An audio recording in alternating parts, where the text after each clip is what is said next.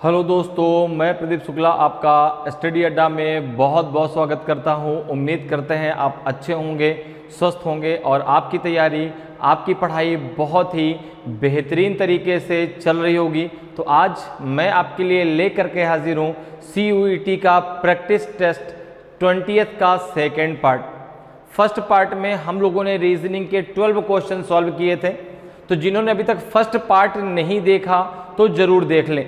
एक जो practice test है आपको 2 पार्टों में आपको जो है प्राप्त होता है।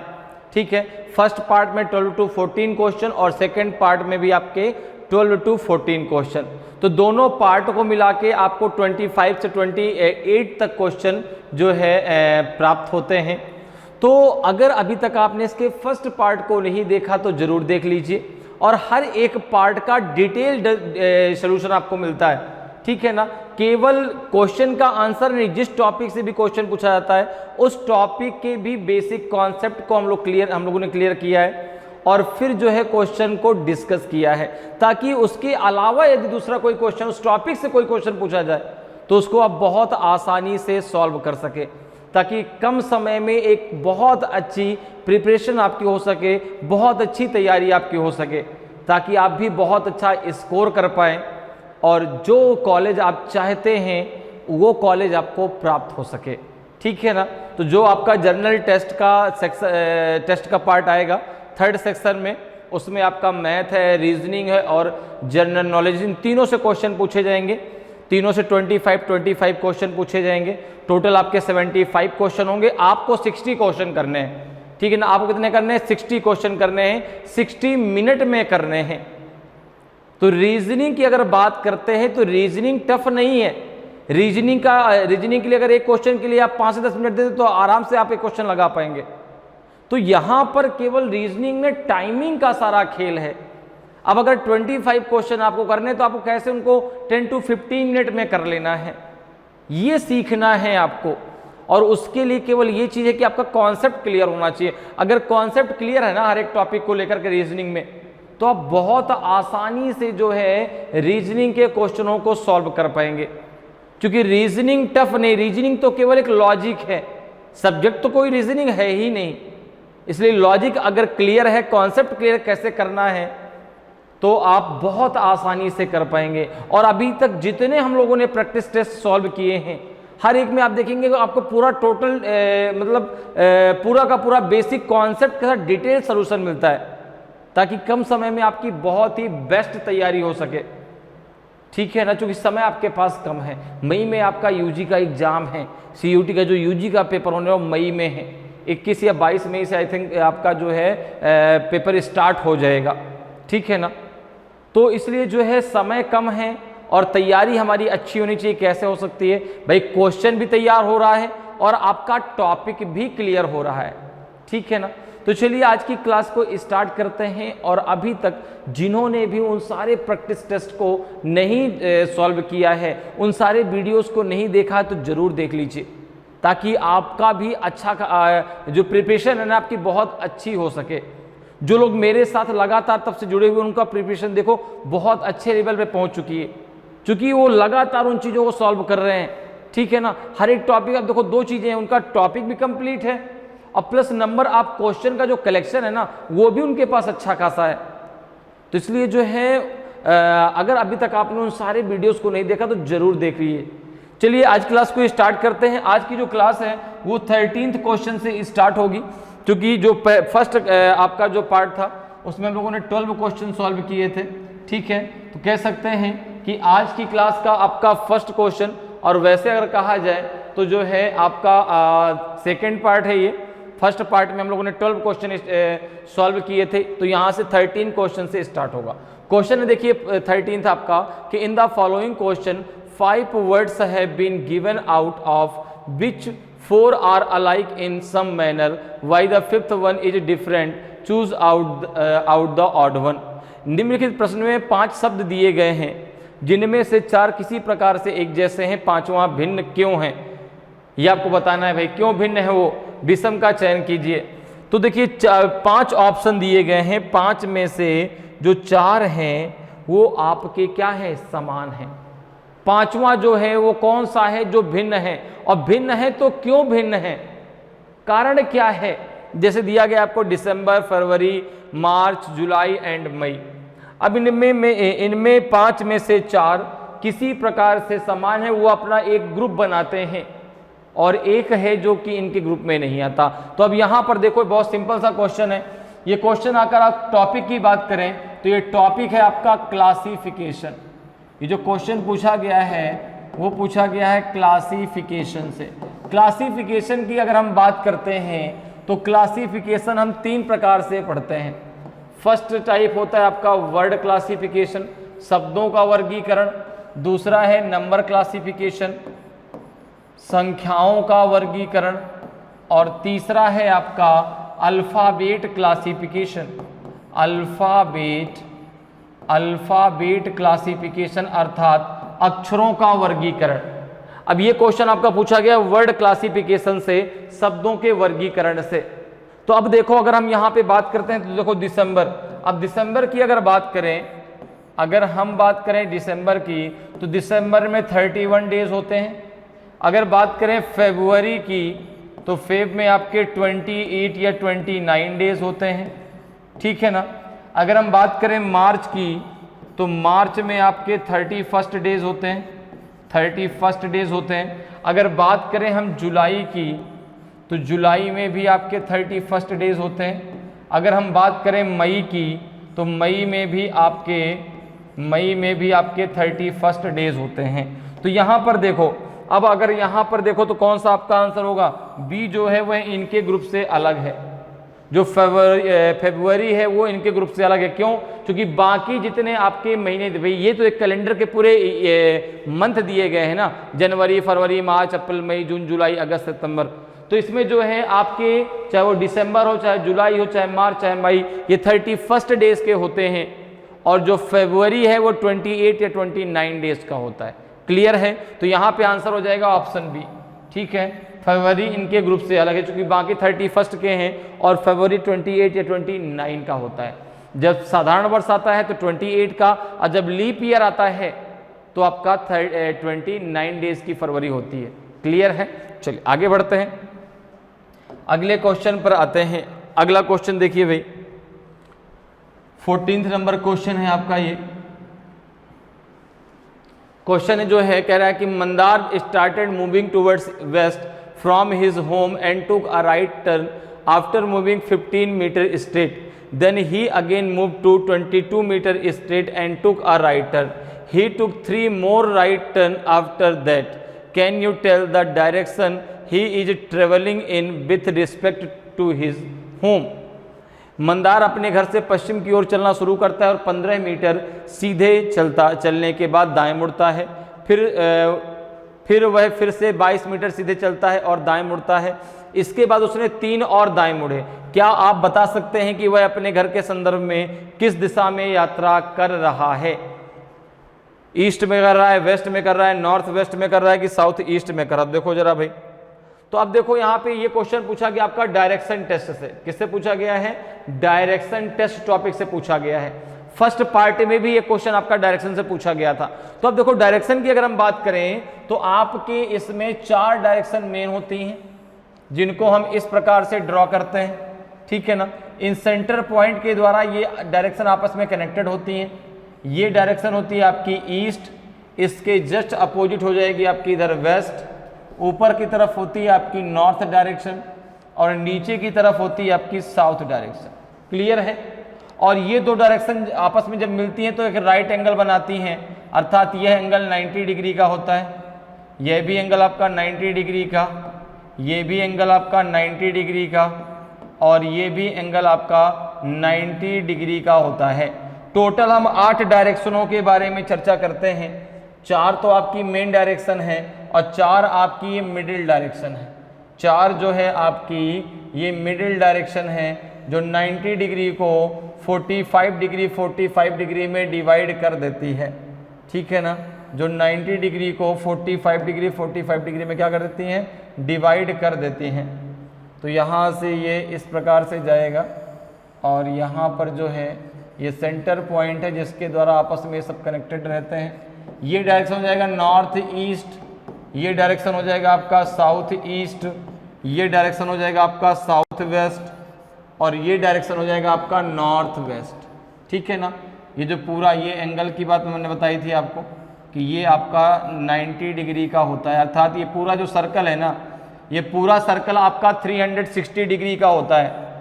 अगर एक व्यक्ति किसी भी दिशा में चेहरा करके खड़ा है और आप उसको 360 डिग्री मूव करा दीजिए, चाहे क्लॉकवाइज चाहे एंटी क्लॉकवाइज, वो फिर से आके उसी डायरेक्शन में खड़ा हो जाएगा, उसका चेहरा फिर से उसी डायरेक्शन में हो जाएगा। क्लियर है। तो ये पूरा सर्कल आपका 360 डिग्री का होता है, और ये जो मिडिल डायरेक्शन है ये 90 डिग्री को 45 में डिवाइड कर देती है, अर्थात डायरेक्शन में केवल दो फॉर्म में एंगल होता है, 90 डिग्री और 45 डिग्री। क्लियर है। अब देखो ये तो बात हो गई एंगल की, अब हम बात कर लेते हैं राइट टर्न और लेफ्ट टर्न।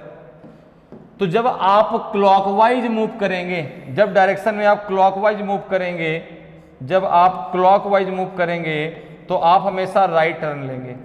आप जब क्लॉकवाइज मूव करेंगे तो राइट टर्न लेंगे, और आप जब एंटी क्लॉकवाइज मूव करेंगे, आप जब एंटी क्लॉकवाइज मूव करेंगे तो आप हमेशा लेफ्ट टर्न लेंगे, आप हमेशा लेफ्ट टर्न लेंगे। क्लियर है।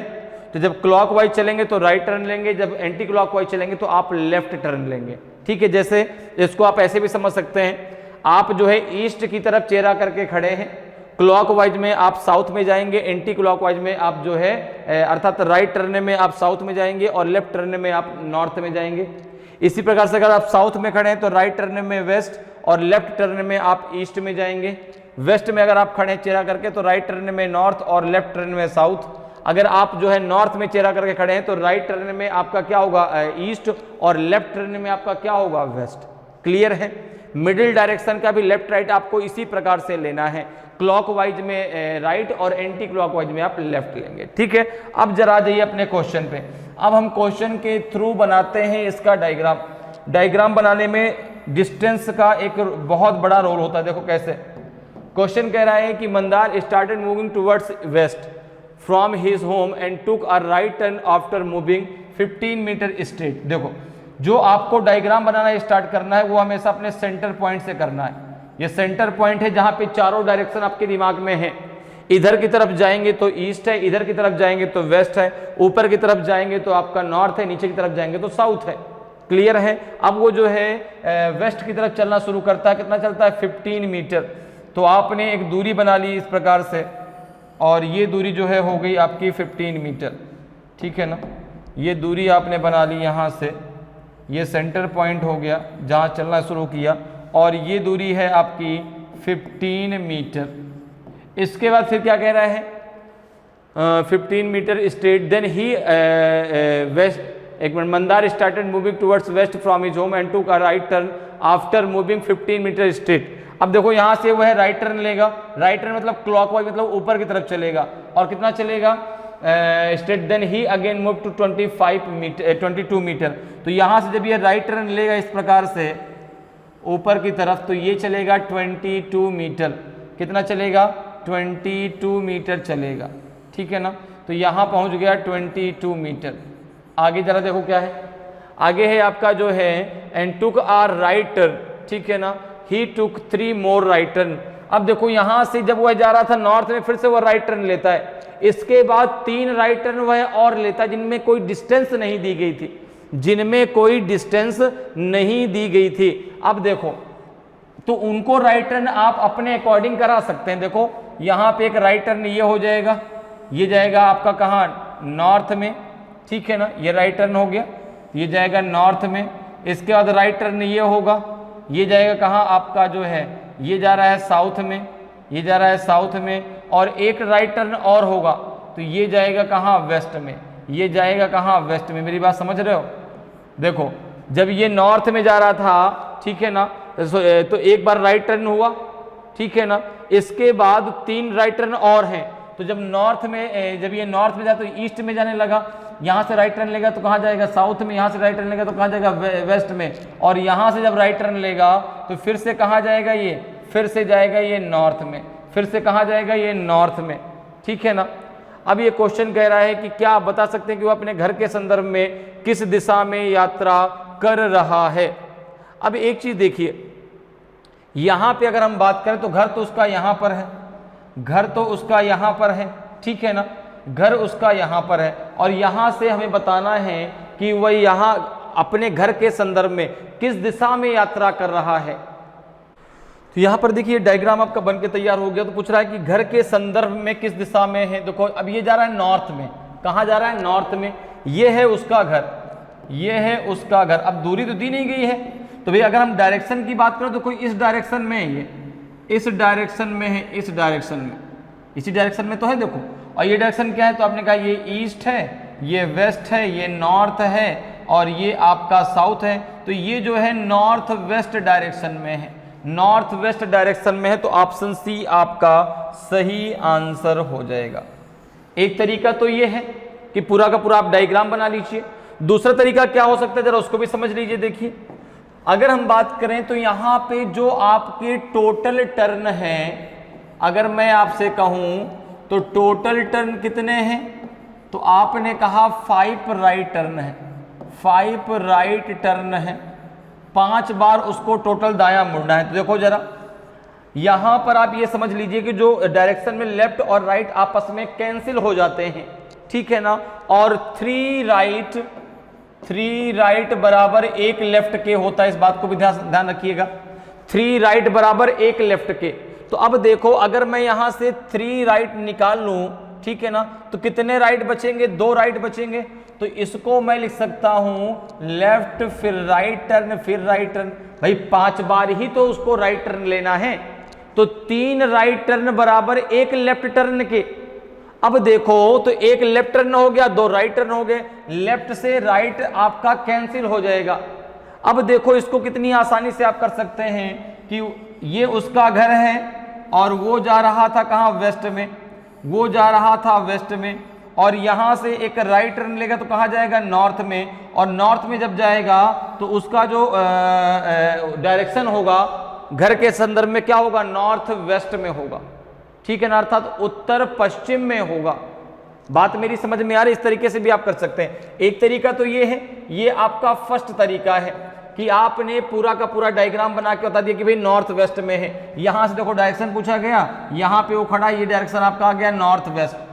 और एक तरीका ये है कि टोटल आपके जो है टर्न कितने, आपने कहा 5 राइट टर्न है, 3 राइट टर्न बराबर 1 लेफ्ट के होता, तो देखो 1 लेफ्ट और 2 राइट टर्न हो गए, ठीक है ना।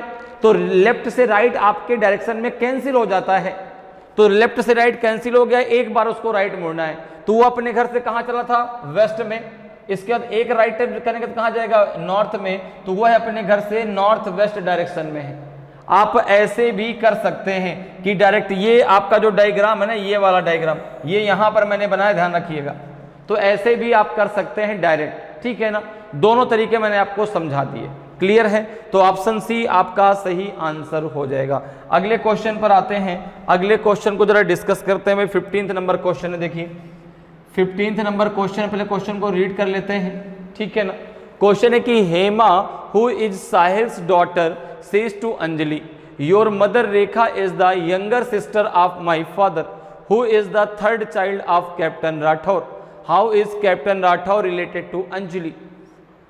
हेमा जो साहिल की बेटी है, अंजलि से कहती है तुम्हारी माँ रेखा मेरे पिता की छोटी बहन है जो कैप्टन राठौर की तीसरी संतान है। तो कैप्टन राठौर अंजलि से किस प्रकार संबंधित हैं? फादर हैं, ग्रैंडफादर हैं, फादर इन लॉ है कि ब्रदर है? अब देखो जरा, यहां पर ये बात हो रही है ब्लड रिलेशन की। क्वेश्चन आपसे पूछा गया है ब्लड रिलेशन टॉपिक से। ब्लड रिलेशन मतलब रक्त संबंध, अर्थात जो आपका फैमिली का एक रिलेशन होता है, जो फैमिली रिलेशन है उसके बारे में डिस्कस करना है। अब अगर हम बात रिलेशन की करते हैं तो सबसे पहले बात जेंडर की होती है। जब तक जेंडर डिफाइन नहीं होगा तब तक रिलेशन डिफाइन नहीं होगा। अब अगर जेंडर की बात आती है तो भाई 2 ही जेंडर के बीच रिलेशन होता है, मेल और फीमेल। अब देखो आपको ये क्लियर है कि अगला व्यक्ति, जिस व्यक्ति के बारे में आप बात कर रहे हैं वो मेल है, तो उसके ऊपर आप लगा देंगे प्लस। अगर आपको क्लियर है कि वो फीमेल है तो उसके ऊपर आप लगा देंगे माइनस, ठीक है ना। तो मेल के लिए किस सिंबल का हम प्रयोग करेंगे? प्लस का, और फीमेल के लिए किस सिंबल का प्रयोग करेंगे? माइनस का। और जब तक उसका जेंडर क्लियर नहीं है तब तक जो है उसके ऊपर आप कोई भी सिंबल नहीं लगाएंगे। जैसे अगर आपसे कह दीजिए कि राठौर जी की 3 संतानें हैं, अब 3 संतानों में किसी ने पूछा कितने लड़के कितनी लड़कियां हैं, तो आपने कहा मुझे नहीं पता, 3 संतानें ये पता है। अब अगर उसमें से मैं इसी बात को ऐसे कह दूं, देखो एक ही बात को कई तरह से घुमा फिरा के कहा जाता है। भाई अगर आप मेरे बारे में बात करें, आप मुझसे सर आपके पिता की कितनी संतानें हैं, पहली बात तो ये। अब अगर मैंने आपको उत्तर दे दिया कि मैं अपने पिता की एकमात्र संतान हूं, ओनली 1 चाइल्ड, ठीक है ना, केवल एकमात्र संतान, तो ना दूसरे मेरे कोई भाई है ना दूसरी कोई मेरी बहन है। अगर मैं इस बात को ऐसे कहूं कि मैं अपने पिता का एकमात्र पुत्र हूं, ओनली 1 सन, तो भाई पुत्र दूसरा नहीं हो सकता, पुत्री दूसरी हो सकती है। अगर मैं कहता हूं कि मैं अपने पिता की ओनली 1 डॉटर हूं, ठीक है ना, ओनली डॉटर हूं, केवल एकमात्र पुत्री हूं, ठीक है ना, तो पुत्री दूसरी नहीं हो सकती, पुत्र दूसरा हो सकता है। क्लियर है? तो इस बात को जरा समझिएगा। तो जब तक जेंडर डिफाइन नहीं हो तब तक कोई भी आप उसके ऊपर सिंबल नहीं लगाएंगे। अब एक बात और हमें करनी है ब्लडेशन में, जनरेशन की। किसकी बात? जनरेशन की। जनरेशन मतलब होता है पीढ़ी, ठीक है ना। जनरेशन जैसे अगर हम बात करते हैं इक्वल जनरेशन अर्थात समान पीढ़ी, और एक होता है जनरेशन गैप, ठीक है ना, अर्थात पीढ़ी में अंतर। जैसे अगर मैं अपनी बात करूं तो जो मेरा भाई है, जो मेरी बहन है, चाहे मुझसे छोटे हों चाहे मुझसे बड़े हों, ठीक है ना, हम सब एक जनरेशन के हैं। अगर मेरे पिता की बात होगी तो मुझसे एक जनरेशन ऊपर हैं, मेरी माँ भी मुझसे एक जनरेशन ऊपर है, मेरे ग्रैंडफादर मुझसे 2 जनरेशन ऊपर हैं, मेरा सन जो है मुझसे एक जनरेशन नीचे है, मेरी वाइफ मेरे जनरेशन की है, मेरे जो है फादर इन लॉ एक जनरेशन ऊपर है, मेरे जो मैटरनल ग्रैंडफादर मुझसे 2 जनरेशन ऊपर है, मेरे जो नाना है। भाई आपका रिलेशन 2 वर्गों में डिवाइड होता है, एक मैटरनल और एक पैटर्नल। पैटर्नल मतलब पिता का जो संबंध होता है, पिता के रिलेशन में जो आपके रिलेशन होते हैं, जैसे चाचा है, चाची है, बुआ है, फूफा है, ठीक है ना, दादा है, दादी है, सारे रिलेशन पैटर्नल होते हैं। मैटरनल की अगर बात करें तो मौसा, मौसी, मामा, मामी, नाना, नानी, ये सारे मैटरनल रिलेशन हैं। तो रिलेशन 2 आपके जो है ये जो ट्री है वो 2 शाखाओं में डिवाइड हो जाती है, एक मैटरनल और एक पैटर्नल, और वही ट्री लगातार आगे बढ़ती जाती है। उसे कहते हैं वंशानुगत प्रणाली। कहते हैं ना भाई कि हमारा ये वंश चला आ रहा है, ठीक है ना, ये हमारे वंशज हैं। तो वही चीज तो है, एक प्रणाली, एक जो ट्री है वो आगे बढ़ता चला जा रहा है। आज आपके पिता जो है वो अपने पिता के वंश को आगे बढ़ा रहे हैं, आप जो है उनके वंश को आगे बढ़ाएंगे, तो ये लगातार जो है चीजें आगे बढ़ती रहेंगी। तो ये जो है इक्वल जनरेशन को हम यहाँ पे दर्शाते हैं, इक्वल जनरेशन को हम दर्शाते हैं जो है हॉरिजेंटल लाइन के द्वारा, और जनरेशन गैप को हम दर्शाते हैं वर्टिकल लाइन के द्वारा। एक रिलेशन होता है पति पत्नी का रिलेशन, पति और पत्नी का रिलेशन। पति पत्नी के रिलेशन को आप डबल लाइन के द्वारा दर्शाते हैं, ठीक है ना। और पति पत्नी का रिलेशन ऐसा रिलेशन होता है ब्लड रिलेशन में जिसमें यदि किसी एक का जेंडर डिफाइन है तो दूसरे का अपने आप कर सकते हैं, ठीक है ना। बाकी कोई भी रिलेशन ऐसा नहीं है यदि उसमें किसी एक का जेंडर डिफाइन है तो दूसरे का आप कर सकें, दोनों का जेंडर आपको मालूम होगा तभी आप कर सकते हैं। बाकी पति पत्नी का रिलेशन ऐसा यदि किसी एक का जेंडर डिफाइन है कि ए इज हस्बैंड ऑफ बी तो आप कहेंगे बी इज वाइफ ऑफ ए, बाकी कोई रिलेशन ऐसा नहीं। क्लियर है? तो ये कुछ चीजें थी जिसके आधार पे आप डायग्राम को बना सकते हैं। अब आते हैं अपने क्वेश्चन पे। अगर क्वेश्चन को पढ़ के आप आंसर दे सकते हैं बहुत अच्छी बात है, नहीं दे पा रहे तो फिर आपको डायग्राम बनाने की बहुत जरूरत है। देखिए कैसे, Hema who is Sahil's daughter, आपने कहा कि हेमा जो है साहिल की क्या है, डॉटर है। ये हो गया साहिल जी, और साहिल की डॉटर कौन है, हेमा। तो देखो नीचे बैठा देंगे, क्योंकि भाई डॉटर है और ये हेमा है, उसका नाम हेमा है और वो साहिल की डॉटर है, ठीक है ना। तो Hema who is Sahil's daughter says to Anjali, और ये जो है अंजलि से कहती है, ये जो है अंजलि से कहती है, क्या कहती है अंजलि से उसने क्या कहा, योर मदर रेखा, तुम्हारी माँ रेखा। योर मदर रेखा, ये है अंजलि की माँ रेखा, ये अंजलि की माँ है। अब देखो जी यहाँ पर जो है अंजलि की माँ तो एक जनरेशन ऊपर है ना, ठीक है ना, तो ऊपर बैठाएंगे। अगर जो है अंजलि के डॉटर की बात होती तो एक जनरेशन नीचे अर्थात तो नीचे बैठते हैं। क्लियर है ना। तो इस प्रकार से जो जनरेशन जो रिस्पेक्ट अर्थात जो जनरेशन ऊपर की उसको ऊपर बैठाएंगे, जो जनरेशन नीचे जाएगी तो नीचे बैठाएंगे, जो समान जनरेशन है वो बराबर में बैठेगी। क्लियर है। तो देखो उसने कहा कि हेमा ने अंजलि से कहा कि तुम्हारी माँ, ठीक है ना, your mother Rekha is the younger sister of my father. अब देखो साहिल ही तो इसके फादर हैं, साहिल ही तो इसके फादर हैं, और जो रेखा है वह साहिल की ही छोटी बहन है। ठीक है ना। तो ये दोनों आपस में ब्रदर सिस्टर हैं, ये दोनों आपस में ब्रदर सिस्टर हैं, ये दोनों आपस में ब्रदर सिस्टर हैं। ठीक है ना, ब्रदर सिस्टर है अर्थात भाई बहन है। कौन? रेखा और साहिल।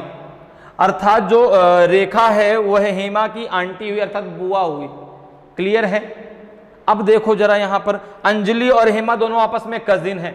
अब देखो यहां पे क्या कह रहा है कि छोटी बहन जो कैप्टन राठौर की तीसरी संतान है। कौन? साहिल। ठीक है ना। जो हेमा जो साहिल की बेटी अंजलि से कहती तुम्हारी माँ रेखा मेरे पिता की छोटी बहन जो कैप्टन राठौर की तीसरी संतान है। कौन? सॉरी ये रेखा, क्योंकि वो छोटी है तो ये तीसरी संतान है। तो कैप्टन राठौर की 3 संतानें। क्लियर हो गया। ये है कैप्टन राठौर, कैप्टन राठौर की ये तीसरी संतान है। ठीक है ना, राठौर की ये तीसरी संतान है। तो भाई एक संतान तो और होगी, एक संतान अभी और होगी। वह कौन है? वह इनका भाई है साहिल और रेखा का, कि इनकी बहन है। ये क्लियर नहीं है। 3 संतानें हैं। ठीक है ना। तो साहिल और रेखा आपस में क्या हो गए? Brother sister. और कैप्टन राठौर जो है साहिल के भी पिता हैं, और कैप्टन राठौर जो है रेखा के भी पिता हैं। कैप्टन राठौर के एक संतान और भी है, लेकिन वह कौन है? लड़का है कि लड़की है? ठीक है ना। उनका पुत्र है कि पुत्री, इसके बारे में कोई जानकारी नहीं दी गई। तो इसके ऊपर हम ना प्लस लगाएंगे ना माइनस लगाएंगे। अर्थात ये जो तीसरा है वो जो है साहिल और रेखा का भाई है कि बहन है, नहीं क्लियर है। तो जो क्वेश्चन क्या पूछ रहा है कि how is captain Rathore related to Anjali. तो जो कैप्टन राठौर हैं वो अंजलि के मैटरनल ग्रैंडफादर लगेंगे। मैटरनल ग्रैंडफादर अर्थात जो है नाना लगेंगे। क्या लगेंगे? नाना। तो यहाँ पे क्या दिया? ग्रैंडफादर दिया है, तो बी ऑप्शन को टिक कर दीजिए। ठीक है ना। मैटरनल ग्रैंडफादर कहेंगे, आपका ग्रैंडफादर ही लिख के आ जाता है। तो यहाँ पे आंसर आपका बी जो है बिल्कुल सही आंसर हो जाएगा। तो इस प्रकार से आप डायग्राम को बना करके बहुत आसानी से जो है ब्लड रिलेशन के क्वेश्चनों को सॉल्व कर सकते हैं। नेक्स्ट क्वेश्चन पे आते हैं। नेक्स्ट क्वेश्चन है आपका जो है 16th नंबर क्वेश्चन है। क्वेश्चन को पहले रीड करते हैं, फिर देखिए क्वेश्चन में क्या पूछा गया है। क्वेश्चन कह रहा है कि in a certain code language KEWXAXASHUMA and DEKO means C is eating apples. KEWTEPOQUA means C sells toys, and SUTTIME and DEKO means I like apples. तो which word in the language means C and apples? एक निश्चित code भाषा में KEWXASHUMADEKO का अर्थ है C is eating apples, KEWTEPOQUA का अर्थ है C sells toys, और SUT time and DEKO का अर्थ है I like apples। तो भाषा के किस शब्द का अर्थ C और एप्पल्स है? तो ये क्वेश्चन आपका पूछा गया है कोडिंग डिकोडिंग से। ठीक है ना, कोडिंग डिकोडिंग से। और ये जो है आपका जो टाइप आपका कोडिंग डिकोडिंग में होता है कि coding alphabet coded as in alphabet word and numbers. ठीक है ना, जो आपके जो वर्ड हैं जो अल्फाबेट हैं उनकी जो कोडिंग है वो अल्फाबेट शब्द और नंबर के रूप में जो की जाती है। ठीक है ना, तो इसको हम चाइनीज कोडिंग के नाम से भी जानते हैं, ध्यान रखिएगा। अब देखिए यहाँ पर जो है, यहाँ पर देखो आपका एक ये सीक्वेंस दिया गया है सी इज ईटिंग एप्पल। तो ये 3 आपके वर्ड हैं, ये 3 आपके कोड हैं KEWXASHUMDEKO। लेकिन इसमें सीक्वेंस के आधार पे आप जो है उसका कोड निर्धारित नहीं करते। अर्थात जैसे हम कहते हैं कि यहाँ पे आपका C पहले नंबर पे आया है, KEW आपका पहले नंबर C का कोड KEW को नहीं। हम इन कोडों को जो है निर्धारित करते हैं कंपैरिजन के अकॉर्डिंग। कैसे, जरा उसको देखो। पहले आप इसको इस प्रकार से लिख लीजिए, दिया है KEW, फिर है आपका XAS, फिर है आपका HUMA, फिर है आपका DEKO। इसका मीन्स क्या है? इसका मीन्स है आपका जो है C is eating apple, C is eating apples, C is eating apples, ठीक है ना, C is eating apples। ये आपका इक्वेशन फर्स्ट हो गया। जरा सेकंड देखो क्या है। सेकंड आपका है KEW, कॉमा TEPO, फिर है QUA। इसका मीन्स है C sells twice, C sells twice। ये इक्वेशन नंबर हो गया आपका सेकंड, ये इक्वेशन नंबर हो गया सेकंड। थर्ड क्या है आपका देखिए, फिर है SUT and time and deco, DEKO। Means है आपका जो है आई लाइक एप्पल।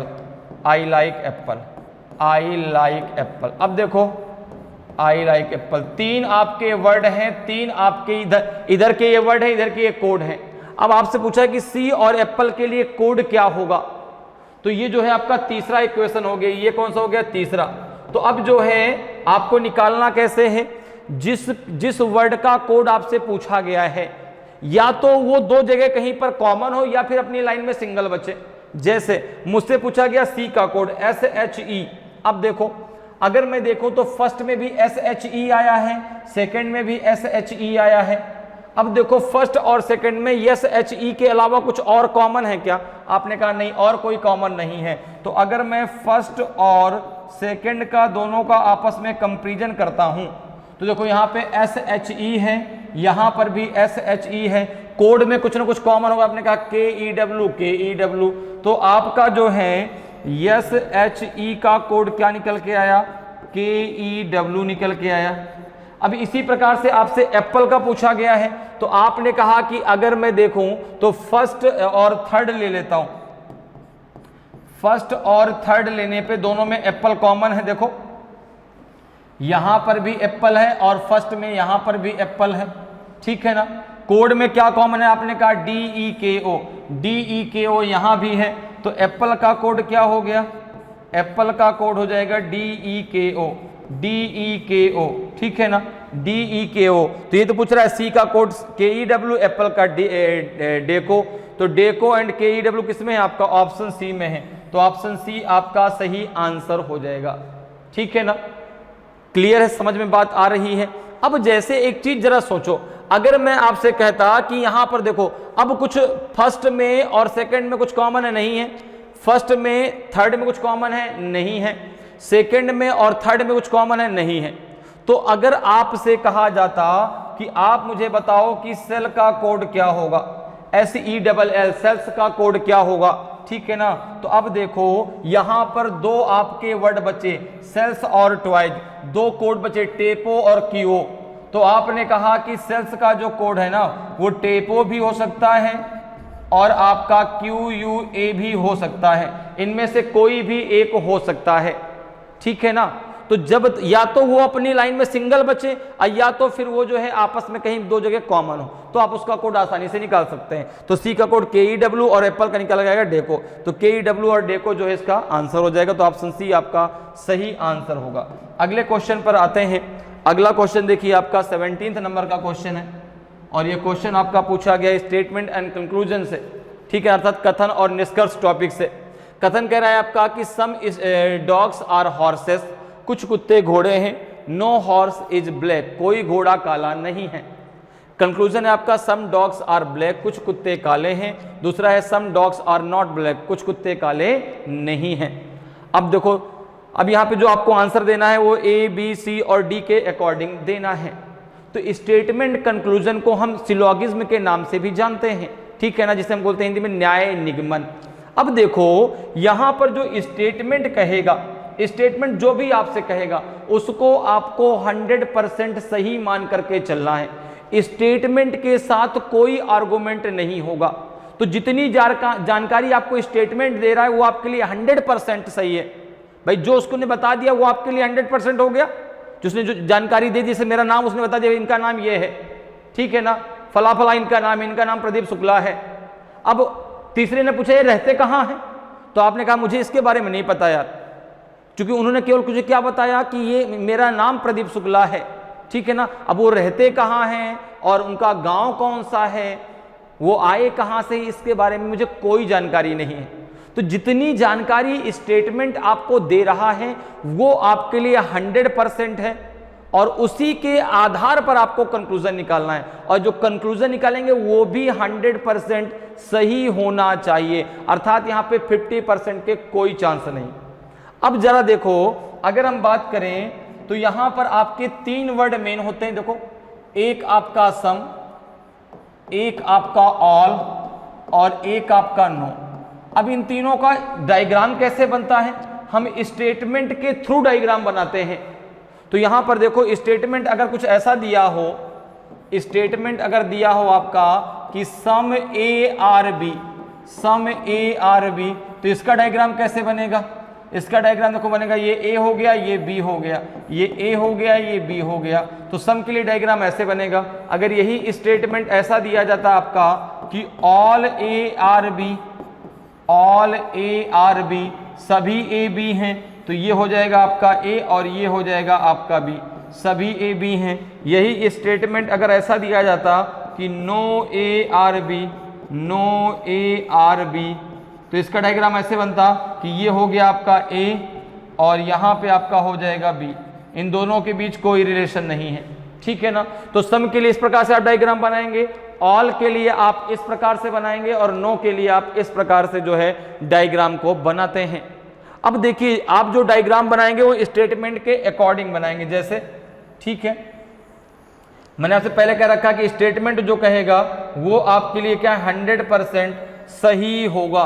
स्टेटमेंट के साथ नो आर्गुमेंट, कोई भी आर्गुमेंट नहीं करना है। आंसर जो आपको देना है वो ए बी सी डी के अकॉर्डिंग देना है, क्लियर है। ए कब देना है, if only conclusion first follow, केवल पहला निष्कर्ष अनुसरण करता है।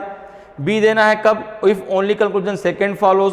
सी कब देना है, if both conclusion first and second follow.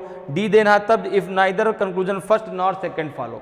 अब देखिए आपका स्टेटमेंट क्या कह रहे हैं, some dogs are horses, some dogs are horses, some dogs are horses, ये बन गया हॉर्सेस। फिर दूसरा क्या, no horses is black, no horses is black, ठीक है ना। ये डायग्राम बन के तैयार हो गया, some dogs are horses, no horses is black, clear है। ये डायग्राम बन गया आपका स्टेटमेंट के अकॉर्डिंग। अब देखो दो आपके निष्कर्ष दिए गए हैं, फर्स्ट और सेकंड। फर्स्ट देखो क्या है, सम डॉग्स आर ब्लैक। अब देखो डॉग और ब्लैक के बीच कोई रिलेशन है क्या, भाई डॉग और ब्लैक के बीच कोई रिलेशन है कि नहीं है, इसके बारे में कोई भी जानकारी हमें स्टेटमेंट में नहीं दी गई। इन दोनों के किसके रिलेशन के बारे में, डॉग और ब्लैक के रिलेशन के बारे में। यह कहा गया कि भाई कुछ कुत्ते घोड़े हैं, तो अगर निष्कर्ष होता कि कुछ घोड़े कुत्ते हैं, बिल्कुल सही होता, क्योंकि ये जब बताया गया कि सम डॉग्स आर हॉर्सेस तो some horses are dogs. No horses are black तो नो ब्लैक आर हॉर्सेस, ये भी आपका कंक्लूजन सही होता। लेकिन डॉग और ब्लैक के रिलेशन के बारे में हमें स्टेटमेंट में कोई जानकारी नहीं दी गई, इसलिए पहला गलत, पहला गलत। दूसरा क्या कह रहा है, some dogs are not black, ये भी गलत है, इसके बारे में हमें कोई जानकारी नहीं, क्योंकि इन दोनों के रिलेशन के बारे में स्टेटमेंट में कोई बात नहीं बताई गई, कुछ भी नहीं कहा गया, इसलिए पहला गलत दूसरा गलत। तो ऑप्शन आपका डी जो है बिल्कुल सही आंसर हो जाएगा, if neither conclusion first nor second follows, clear है। नेक्स्ट क्वेश्चन पे आते हैं। नेक्स्ट क्वेश्चन जरा देखिए भाई, क्वेश्चन नंबर 18 है आपका। क्वेश्चन ये भी आपका जो है स्टेटमेंट एंड कंक्लूजन पे बेस्ड है, ठीक है। क्वेश्चन है स्टेटमेंट आपका कि ऑल पोएट्स आर लीडर्स, सभी कवि नेता हैं। नो लीडर इज वाइज, कोई नेता बुद्धिमान नहीं है। कंक्लूजन है पहला कि नो पोएट इज वाइज, कोई कभी बुद्धिमान नहीं है। दूसरा है ऑल लीडर्स आर पोएट, सभी नेता कवि हैं। आंसर आपको ए बी सी डी के अकॉर्डिंग देना। देखो जरा भाई, सबसे पहले डायग्राम बनाते हैं। ऑल पोएट्स आर लीडर्स, देखो ये हो गया पोएट, ये हो गया आपका पोएट, और ये हो गया आपका लीडर, ये हो गया आपका leader. All poet are leader, ठीक है ना। अब फिर क्या कह रहा है, no leader is wise, no leader is wise, ठीक है ना, क्लियर है। अब देखो पहला कंक्लूजन क्या है कि नो पोएट इज वाइज, ठीक है ना भाई। ये तो डायग्राम बन गया किसके अकॉर्डिंग, स्टेटमेंट के अकॉर्डिंग, कि सभी पोएट लीडर हैं, कोई लीडर वाइज नहीं है, अर्थात कोई भी नेता जो है बुद्धिमान नहीं है। अब पहला कह रहा है कि नो पोएट इज वाइज, तो बिल्कुल सही है, पहला आपका बिल्कुल सही है, पहला और दूसरा दो दिए गए, पहला आपका बिल्कुल सही। अब आप कहेंगे कि सर ये बताइए कि पोएट और वाइज के रिलेशन के बारे में स्टेटमेंट में कहीं नहीं दिया गया। तो एक चीज जरा सब बताइए भाई, पोएट किसके घर में रहता है, लीडर के घर में, और लीडर की किससे दुश्मनी है, वाइज से, ठीक है ना। जो नेता है उनकी दुश्मनी है बुद्धिमानी से। तो भैया जब इसको ये इसके घर में रहता है तो वाइज से इसकी भी दुश्मनी है, क्योंकि वो पूरा का पूरा उसके अंतर्गत है, ठीक है ना। तो जब इससे इसकी दुश्मनी है तो इससे इसकी भी दुश्मनी है। अब आपने कहा कि वाइज की पोएट से अगर दोस्ती हो गई तो नहीं हो सकती, अगर आप दोस्ती कराएंगे तो फिर आप जो है स्टेटमेंट के साथ दुश्मनी ले लेंगे। भाई अगर हम वाइज को इसके अंतर्गत पोएट के पास ले जाते हैं तो उसको जो है लीडर के घर में पहले जाना पड़ेगा, तभी तो पोएट घर पहुंचेगा, पोएट के पास पहुंचेगा। और उसने साफ कह दिया कि नो लीडर इज वाइज, कोई भी नेता बुद्धिमान नहीं है, ये इसके अंदर नहीं जा सकता, और हम किसी भी कीमत पर स्टेटमेंट को गुस्सा नहीं कर सकते। इसलिए आपका पहला जो है वो क्या है, बिल्कुल सही। दूसरा क्या कह रहा है, सभी नेता कवि हैं, ऑल लीडर आर पोएट नहीं। यहां पर जो है इसको ऐसे समझ लो, देखो अगर आप पोएट से लीडर की तरफ जाते हैं, अर्थात छोटा जो सर्कल होता है वह बड़े सर्कल में सम और ऑल दोनों पार्ट आता है। अर्थात अगर कहा सम पोएट आर लीडर तो भी सही है, और ऑल पोएट आर लीडर तो भी सही है। तो अगर आप अंदर से बाहर की तरफ जाते हैं तो सम और आपका ऑल दोनों सही होता है, लेकिन जब आप बाहर से अंदर की तरफ जाते हैं तो आपका सम सही होता है, लेकिन ऑल आपका गलत होता है। अर्थात ये कहना कि ऑल लीडर आर पोएट ये गलत है। अगर यही होता कि सम लीडर आर पोएट तो सही होता। तो पहला सही दूसरा गलत, ऑप्शन कौन सा सही होगा, ऑप्शन ए आपका सही आंसर हो जाएगा कि if only conclusion first follows, केवल निष्कर्ष पहला अनुसरण करता है। क्लियर है। नेक्स्ट क्वेश्चन पे आते हैं। नेक्स्ट क्वेश्चन देखिए आपका 19 नंबर क्वेश्चन है।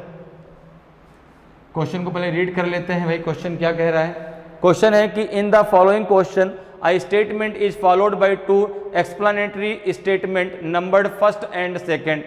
These explanatory sentences have been given to answer the question asked in the main statement. निम्नलिखित प्रश्नों में एक कथन के बाद दो व्याख्यात्मक कथन क्रमांक फर्स्ट और सेकंड में सेकंड दिए गए हैं। ये व्याख्यात्मक कथन मुख्य कथन में पूछे गए प्रश्न का उत्तर देने के लिए दिए गए हैं, ठीक है ना। क्वेश्चन देखिए आपका कि who is the shortest of W X Y and Z. W X Y और जेड में सबसे छोटा कौन है। पहला आपका कह रहा है स्टेटमेंट कि Z X and Y are not the shortest, Z X और वाई सबसे छोटे नहीं हैं। Z is taller than X, Z X से लंबा है। आपको आंसर देना है ए बी सी डी में। ए कब देना है, if the data in statement first alone is sufficient to answer the question. Second कब देना है, B if the data in statement second alone is sufficient to answer the question. Third कब देना है, C if the data in both the statement together is not sufficient to answer the question. D कब देना है, if the data in both the statement is needed to answer the question, ठीक है ना। तो ये जो क्वेश्चन आपका पूछा गया डेटा सफिशिएंसी से, किस टॉपिक से, डेटा सफिशिएंसी से, ठीक है ना।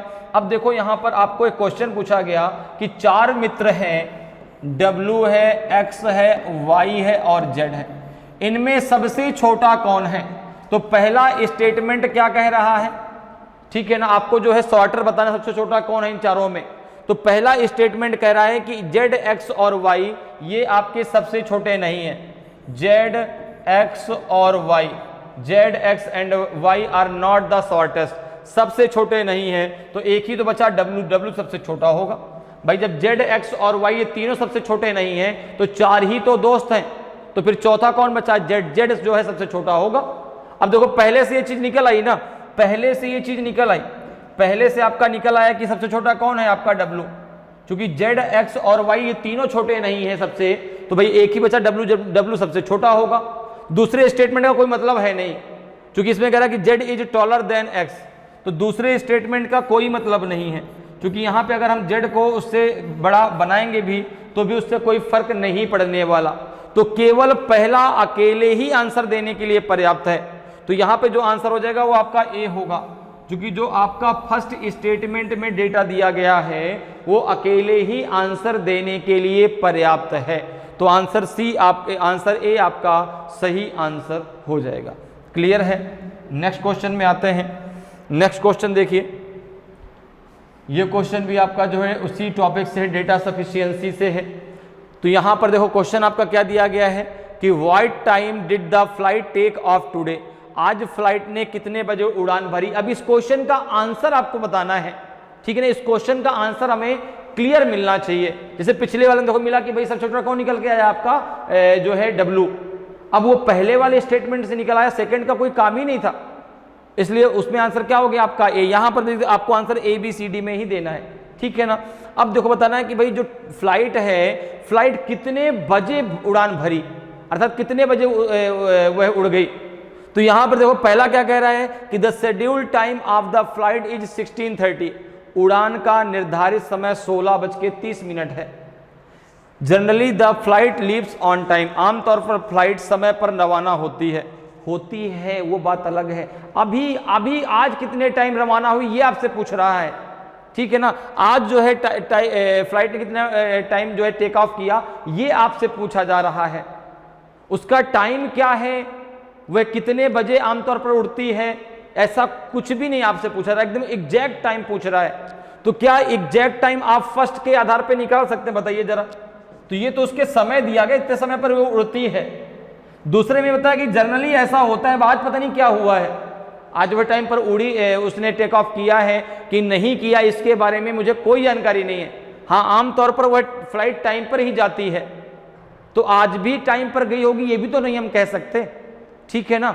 तो इसलिए जो है आज फ्लाइट कितने बजे उसने टेक ऑफ किया, ये दोनों को मिलकर के भी आंसर नहीं निकलेगा। तो यहाँ पे आंसर क्या आ जाएगा? If the data in both the statement together is not sufficient. देखो ऑप्शन सी आपका सही होगा, ऑप्शन सी आपका सही आंसर हो जाएगा कि if the data in both the statement together is not sufficient to answer the question, ठीक है ना। दोनों जो स्टेटमेंट में डेटा दिया गया वो मिलकर के भी आंसर देने के लिए पर्याप्त नहीं है। तो आंसर आपका सी जो है बिल्कुल सही आंसर होगा। अगले क्वेश्चन पर आते हैं। अगला क्वेश्चन आपका 21st क्वेश्चन है। देखिए क्वेश्चन को पहले रीड करते हैं। क्वेश्चन है कि if white is called blue, blue is called red, red is called yellow, yellow is called green, green is called black, black is called violet and violet is called orange, what would be the colour of human blood. यदि सफेद को नीला, नीले को लाल, लाल को पीला, पीले को हरा, हरे को काला, काले को बैगनी कहा जाए और बैगनी को नारंगी कहा जाता है तो मानव रक्त का रंग क्या होगा। बहुत सिंपल सा क्वेश्चन है। देखिए ये क्वेश्चन आपका पूछा गया है जो है कोडिंग डिकोडिंग से, और कोडिंग डिकोडिंग में ये पूछा गया है आपका coding based on word replacement. जो शब्दों की जो कोडिंग है वो जो है शब्दों के प्रतिस्थापन पर आधारित है, ठीक है ना। जैसे यहां पर देखो, यहां पे दो चीजों को आपको याद रखना होता है। पहली बात तो शब्द का प्रतिस्थापन जरूरी है, जो आपका उसका रियल आंसर है उसको आपको रिप्लेस करना जरूरी है।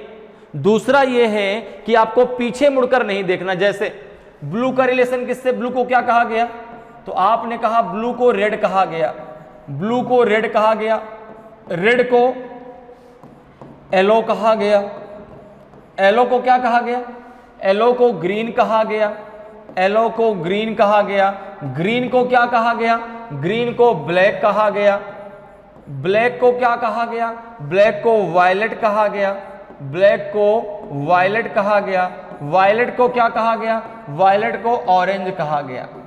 अब अगर मैं बात करूं कि ह्यूमन ब्लड किस कलर का है, तो आपने कहा कि ह्यूमन जो ब्लड है वो आपका रेड कलर का होता है, ठीक है ना। ह्यूमन ब्लड का कलर किस प्रकार का है? रेड। रेड को क्या कहा गया? येलो। रेड को क्या कहा गया? येलो। तो येलो इसके द्वारा क्या हो जाएगा? रिप्लेस हो जाएगा रेड जो है येलो के द्वारा। तो ऑप्शन जो है आपका सी जो है बिल्कुल सही आंसर हो जाएगा। बहुत आसान क्वेश्चन होते हैं ये, और 1 नंबर का क्वेश्चन 100% है कि आना ही आना है। ये आप लिख के रख लो, गलत नहीं करना है आपको, रिप्लेस करना बहुत जरूरी है, ठीक है ना। तो यहां पे देखिए रेड आपका सही आंसर होना चाहिए, लेकिन रेड को किसके द्वारा रिप्लेस किया गया? लाल को क्या कहा गया? पीला कहा गया। रेड को येलो कहा जाए, रेड इज कॉल्ड येलो। तो रेड को किसके द्वारा रिप्लेस किया जाएगा? येलो के द्वारा। तो यहां पे आंसर हो जाएगा आपका ऑप्शन सी आपका सही आंसर होगा। क्लियर है? नेक्स्ट क्वेश्चन पे आते हैं। नेक्स्ट क्वेश्चन देखिए भाई, 22nd क्वेश्चन है आपका। क्वेश्चन कह रहा है कि in a joint family there are father mother 3 married sons and 1 unmarried daughter.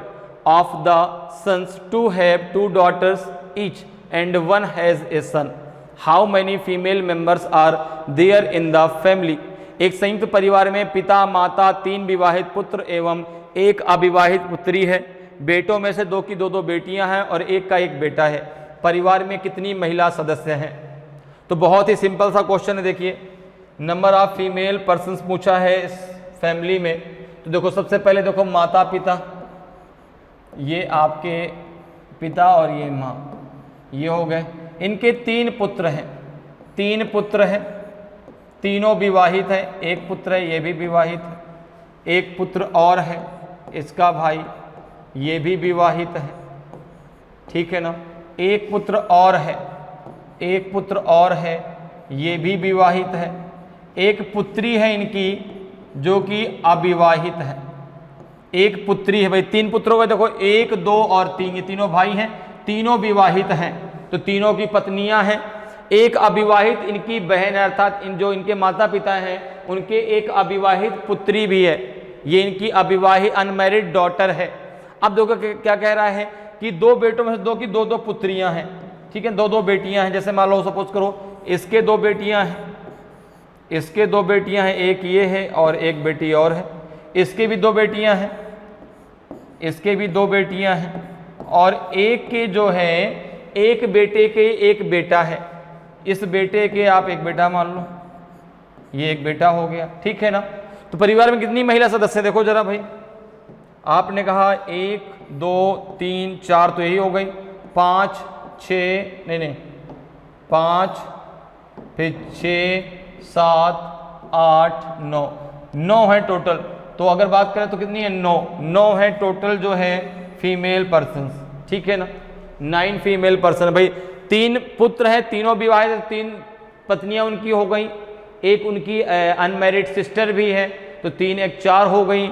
2 आपकी जो है इनकी पुत्रियां हैं 2, तो ये हो गई आपकी 4 4 8, और 1 इनकी माता जी हैं, तो हो गई 9। टोटल 9 आपके जो है फीमेल पर्सन्स हैं इस फैमिली में। अगले क्वेश्चन पर आते हैं। अगला क्वेश्चन जरा देखिए भाई, 23rd नंबर का क्वेश्चन है। क्वेश्चन आपका पूछा गया है कोडिंग डिकोडिंग से। किस टॉपिक से पूछा गया? कोडिंग डिकोडिंग से। क्वेश्चन है कि in a certain code language thrice THRIC is coded as UJUMHK, तो what will be the code for equals EQUALS in the same language. एक निश्चित कोड भाषा में थ्राइस को UJUMHK के रूप में कोडित किया जाता है, तो उसी भाषा में इक्वल्स के लिए क्या कोड होगा? इन चारों में कौन सा आपका सही आंसर होगा? तो देखो ये क्वेश्चन पूछा गया आपका कोडिंग डिकोडिंग से। कोडिंग डिकोडिंग है, तीसरा क्वेश्चन है, ठीक है ना। कोडिंग डिकोडिंग से ये क्वेश्चन पूछा गया अल्फाबेट से। Alphabet coded as in alphabet, ठीक है ना। तो अब देखो अल्फाबेट की बात जब भी आती है तो बात होती है A to Z की, और जैसे ही बात A to Z की आती है तो बात होती है 1 to 26 की, ठीक है ना। मैंने हर बार आपसे कहा जब भी अल्फाबेट के क्वेश्चन आप सॉल्व करें हमेशा उसके कोड के द्वारा सॉल्व करिए। कोड की अगर बात करें तो उसकी प्लेस वैल्यू जैसे A1 B2 C3 D4 E5 F6 G7 H8 I9 J10 K11 L12 M13 N14 O15 P16 Q17 R18 S19 T20 U21 V22 W23 X24 Y25 and Z26। ठीक है ना। तो ये आप जब 102 बार आप पढ़ोगे ना इसको, तो सारे आपको कोड याद हो जाएंगे। जो लोग शुरू से अभी तक जुड़े वो उनको बहुत सारे कोड याद हो गए, क्योंकि जितनी बार मैंने आपको अल्फाबेट पढ़ाया हर बार कोड उसका जरूर बताया है। अब देखो अल्फाबेट के थ्रू आप कैसे निकाल सकते हैं। तो सबसे पहला काम है हमारा कि यहां से हम निकालेंगे मेथड कि थ्राइस को इसमें कैसे डिकोड किया गया, और जो मेथड निकलेगा सेम वही इसमें लगा देंगे। तो यहां पे जरा देखो, यहां पे आपका दिया गया है TH, इसको पहले से लिख लो, THRICE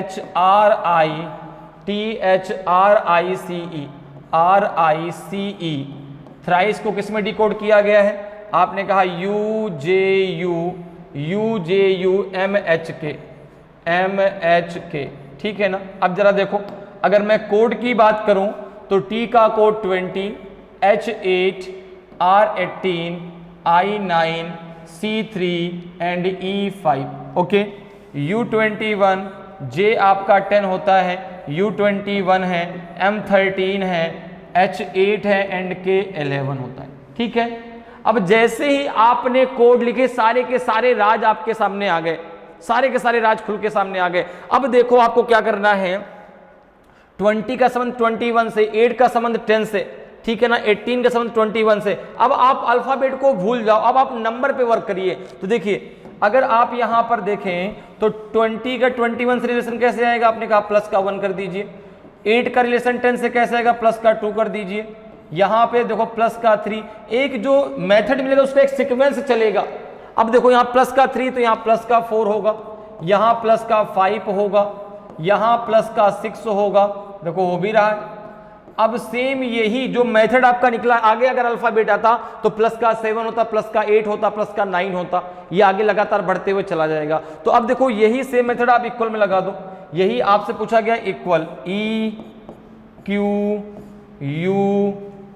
EQUALS, ठीक है ना, इक्वल्स पूछा गया। देखो E का कोड है 5, Q है 17, U21, A1, L12 and S19। तो सबसे पहले क्या होगा? प्लस का 1, तो 5 + 1 6 और 6 होता है F का कोड। यहाँ पे हो जाएगा प्लस का 2, 17 + का 2 19, 19 होता है S का। प्लस का 3, 21 + का 3 हो जाएगा 24, 24 होता है X का कोड। यहाँ पे प्लस का 4, तो 4 + 1 5, 5 होता है E का कोड। फिर यहाँ पे हो जाएगा आपका प्लस का 5, तो 12 + 5 17, 17 होता है Q का कोड। प्लस का आपका 6, 19 + 6 25, 25 होता है Y का कोड, 25 होता है Y का कोड। देखो ये होगा आपका आंसर FSX। तो FSX केवल एक में ही है, देखो केवल एक में है, वो है ऑप्शन सी, केवल एक में है वो है ऑप्शन सी। तो ऑप्शन सी आपका सही आंसर हो जाएगा। क्लियर है? नेक्स्ट क्वेश्चन पे आते हैं। नेक्स्ट क्वेश्चन देखिए जरा भाई, क्वेश्चन नंबर 24 है आपका। क्वेश्चन नंबर 24 है आपका कि in the given series of letters how many T's are preceded and followed by T. अक्षरों की दी गई श्रृंखला में कितने टी के पहले और बाद में टी हैं, ठीक है ना। तो ये आपको एक अक्षरों की श्रृंखला दी गई है और आपको इसमें जो कंडीशन दी गई उस कंडीशन के अकॉर्डिंग टी खोजना है।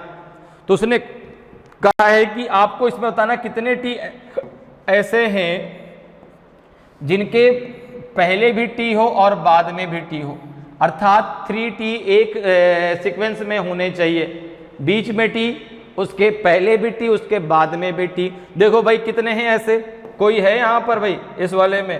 आपने कहा कि नहीं, यहाँ पे तो 2 टी हैं, यहाँ पर भी नहीं है भाई, पी की बात तो चल जाता, नहीं कोई नहीं, 0 होगा। ये तो बहुत सिंपल सा क्वेश्चन है। कितना है आपका? 0, क्योंकि देखो बीच में टी, इसके आगे भी टी, इसके पहले भी टी, तो ऐसे कोई भी टी इस आपके जो है इस सीरीज में नहीं है।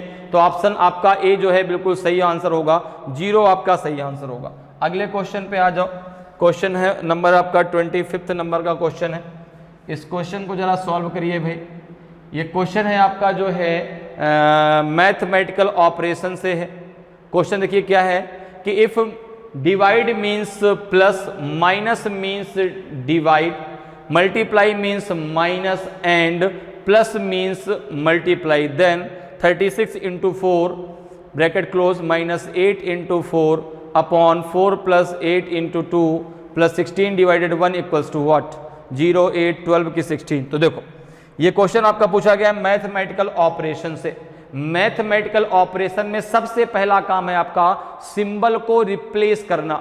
डायरेक्ट इस इक्वेशन को आपको सॉल्व नहीं करना है, आपको सबसे पहले सिंबल को रिप्लेस करना है। वो कैसे, देखो जरा, जैसे यहाँ पे देखो डिवाइड मीन्स क्या दिया गया है, आपने कहा डिवाइड मीन्स दिया गया है प्लस, अर्थात जहां पे डिवाइड लगा वहां पे प्लस लगा देंगे। माइनस मीन्स क्या है, माइनस मीन्स है डिवाइड, जहां पे डिवाइड माइनस वहां पे डिवाइड लगाएंगे। मल्टीप्लाई मीन्स क्या है, आपका माइनस है, और प्लस मीन्स क्या है, मल्टीप्लाई है। तो देखो जरा, अब जो इक्वेशन इसमें जरा सबसे पहला काम करें क्या, इसके सिंबल को रिप्लेस कर दें। जैसे यहां पर देखो दिया गया 36 × 4 ब्रैकेट क्लोज -8 × 4 अपॉन हो जाए, अपॉन दिया गया आपका 4 + 8 × 2 + 16 डिवाइडेड 1। अब जरा देखो यहां पे सबसे पहला काम है सिंबल को रिप्लेस करना, तो हो जाएगा आपका 36। मल्टीप्लाई मीन्स क्या है, माइनस का 4, माइनस मीन्स क्या है डिवीजन, तो डिवाइड 8। मल्टीप्लाई मीन्स क्या है, माइनस का 4, ठीक है, अपॉन आपका है 4। प्लस मीन्स क्या है, तो आपने कहा मल्टीप्लाई 8। मल्टीप्लाई मीन्स क्या है, माइनस का 2। प्लस मीन्स क्या है, तो आपका मल्टीप्लाई 16। डिवाइड मीन्स क्या है, प्लस का 1। अब ये जो इक्वेशन आया इसको आपको सॉल्व करना है, और इस इक्वेशन में आपको लगाना है BODMAS, इसमें आपको लगाना है BODMAS, BODMAS। क्या लगाना है, BODMAS। बी का मतलब सबसे पहले आप ब्रैकेट ओपन करेंगे, सबसे पहले आप ब्रैकेट ओपन करेंगे, ब्रैकेट के बाद फिर आपकी बारी आएगी ऑफ की। अगर ऑफ लगा तो उसका मल्टीप्लाई होगा, ऑफ का मतलब होता है का मतलब होता है मल्टीप्लाई, तो अगर ऑफ लगा तो उसका मल्टीप्लाई ब्रैकेट खोलने के बाद होगा। इसके बाद फिर डी से मतलब फिर डिवीजन होगा, फिर आप डिवीजन करेंगे। फिर अगर मल्टीप्लाई का सिंबल लगा तो वो मल्टीप्लाई डिवीजन के बाद होगा, वो मल्टीप्लाई डिवीजन के बाद होगा। फिर आपका ए से एडिशन होगा, और लास्ट में आपका सब्ट्रैक्ट होगा, लास्ट में आप घटाव करेंगे, ठीक है ना। ये आपको BODMAS यहाँ पे लगाना है। तो सबसे पहले आप यहाँ पर ओपन करेंगे ब्रैकेट को, देखो जरा, जब ब्रैकेट ओपन करेंगे क्या हो जाएगा आपका, हो जाएगा 32 डिवाइड 8 -4 अपॉन हो जाएगा आपका कितना, ये यहाँ पे सबसे पहले मल्टीप्लाई होगा तो हो जाएगा 32, ये माइनस का 32 और प्लस का 1। तो ये जब इसको डिवाइड करेंगे कितना आ जाएगा आपका, ये जाएगा 4 - 4, क्योंकि जब 8 से डिवाइड करेंगे तो 4 आ जाएगा, अपॉन ये हो जाएगा आपका कितना 1 आ जाएगा। तो 0/1 का मतलब हो गया 0, 0/1 का मतलब हो गया 0। तो ऑप्शन ए आपका सही आंसर हो जाएगा, ऑप्शन ए आपका सही आंसर होगा। तो सबसे पहला काम है सिंबल को रिप्लेस करना, फिर आपका जो है आपको BODMAS के अकॉर्डिंग जो है इस क्वेश्चनों को सॉल्व करना है। क्लियर है, तो इसका आंसर आ जाएगा आपका ऑप्शन ए जो है बिल्कुल सही आंसर होगा। अगले क्वेश्चन पर आते हैं। अगले क्वेश्चन का आंसर आप बताइए क्या होगा। 26 नंबर का क्वेश्चन है, ठीक है, बताइए भाई कितने क्या होगा इसका answer. Identify the diagram that best depicts the relation among classroom, black board and school. उस आरेख की पहचान करें जो कक्षा, ब्लैक बोर्ड और स्कूल के बीच के संबंध को सबसे अच्छा दर्शाता है। अब देखो ये क्वेश्चन पूछा गया आपका लॉजिकल वेन डायग्राम से। आपको यहां पर इन शब्दों के बीच को जो रिलेशन है उसको सेट्स के माध्यम से बताना है कि भाई देखो आपके जो वर्ड दिए गए हैं, क्लासरूम है, ब्लैक बोर्ड है और स्कूल है। तो अब अगर यहां पर देखें तो सबसे पहले स्कूल, देखो ये हो गया स्कूल, ठीक है ना। स्कूल के अंदर आपका क्लासरूम, क्लासरूम के अंदर ब्लैक बोर्ड, तो ये तो हो गया आपका स्कूल, ये हो गया स्कूल। स्कूल के अंदर आपका क्लासरूम, स्कूल के अंदर क्लासरूम, और क्लासरूम के अंदर क्या होता है आपका ब्लैक बोर्ड, क्लासरूम के अंदर क्या है आपका ब्लैक बोर्ड। तो ये आपका जो है इस प्रकार से डायग्राम आपका बनेगा। जो ये इस प्रकार से डायग्राम होगा वो इनके बीच बेस्ट रिलेशन को दर्शाता है। भाई यही तो देखो, स्कूल हो गया, स्कूल के अंदर क्लासरूम है, क्लासरूम के अंदर ब्लैक बोर्ड है। तो ऑप्शन ए आपका सही आंसर हो जाएगा। क्लियर है। तो इस प्रकार से जो है आप बहुत आसानी से और कम समय में जो है रीजनिंग के क्वेश्चनों को सॉल्व कर सकते हैं। फर्स्ट और सेकंड पार्ट को हम लोगों ने मिला के टोटल 26 क्वेश्चन सॉल्व कर लिए। फर्स्ट पार्ट में जो है 12 क्वेश्चन सॉल्व किए थे और सेकंड पार्ट के टोटल मिला के आपके 26 क्वेश्चन हो गए। ठीक है ना, नंबरिंग आपकी फर्स्ट से स्टार्ट है और ये टोटल आपके 26 क्वेश्चन है।